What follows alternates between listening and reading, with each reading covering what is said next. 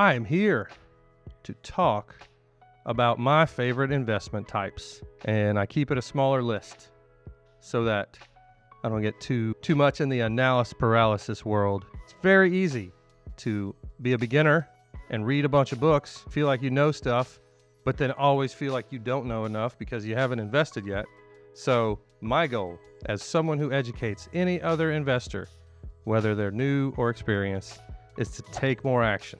So that means don't read another book or watch too many more videos before you make an offer on your next property, because you're never going to be an investor if you don't make any offers.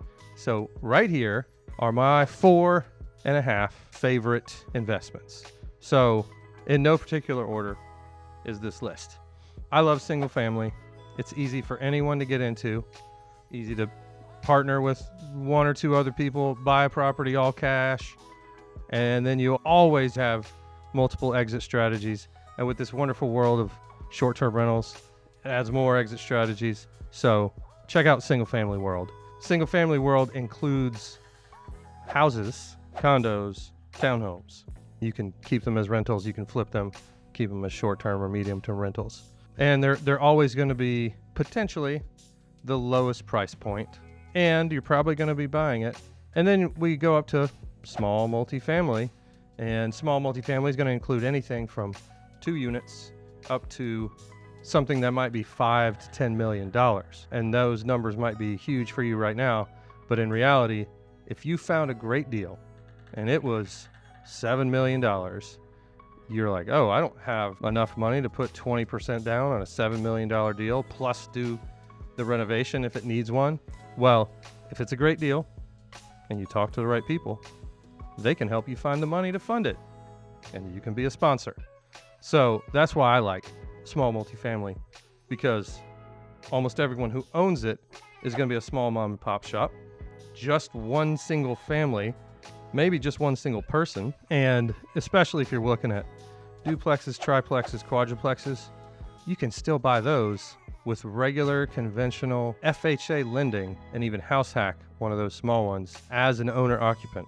So you get yourself into a triplex, you live in one unit, you rent out the other 2. It's such a great idea. And I would strongly urge you, if you are young and you don't have kids, maybe you're not even married, or you just you and a partner, go jump into a small multifamily that you can buy with one of these FHA loans. 3.5% down. It's awesome. If you're going to buy something that has 6 units or 10 units and you have the money to do that, great. But if you also have the money to buy something that's FHA worthy, so duplex, triplex, quadruplex, go do that with 3.5% down, because the interest rate is going to be a little bit better than a 10-unit place, and obviously lower down payment. My number 3 combined with 3.5, I love RV parks and mobile home parks. Still to this day, a humongous majority, something like 90% of RV parks and mobile home parks are owned by a company or a person that owns less than 5 locations.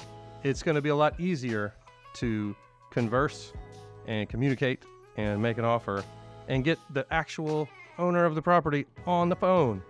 If you're going to actually succeed in this world, you have to take some action and call some of these owners.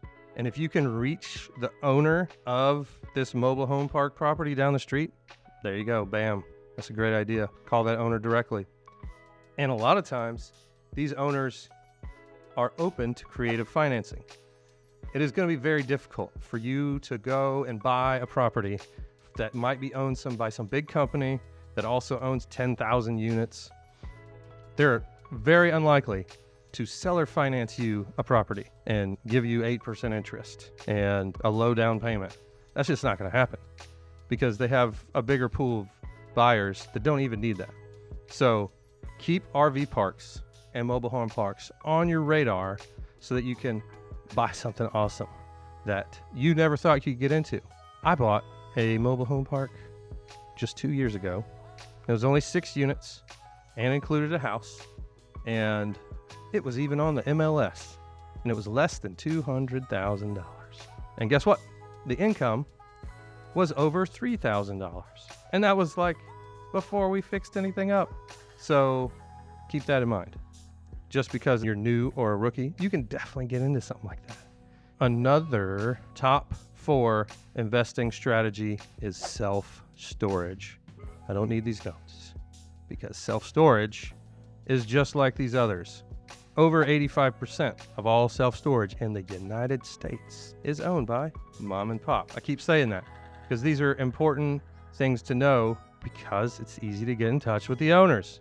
Also, the prices are going to be a little bit lower. It could be in some prime location and be a mom and pop, and it makes it an entry-level property for somebody like you. When you're driving by something, when you're out in the country, when you're in a downtown area, keep in mind that self-storage should be on your list of something to look at. Here's some important things you might think about. Well, how am I going to run a self-storage property that has 300 units and it costs $3 million or even $2 million and you still have a W-2 job? You're still an engineer at a big company. You're a computer programmer. You're a lawyer. You're a doctor.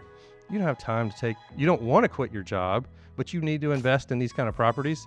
You know that cash flow is going to help you retire early, or you know that all your buddies invested in some kind of fix and flip house or bought 4 duplexes last year and you're missing out.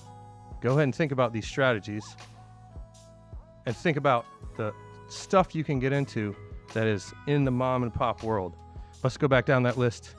Single family, great idea. Small multifamily, great idea. Mobile home parks and RV parks, kind of in the same class, great idea. And self-storage, great idea for new investors. My name is Ethan Atkinson. Check out the other videos I have. Please subscribe. Thanks for watching. See ya.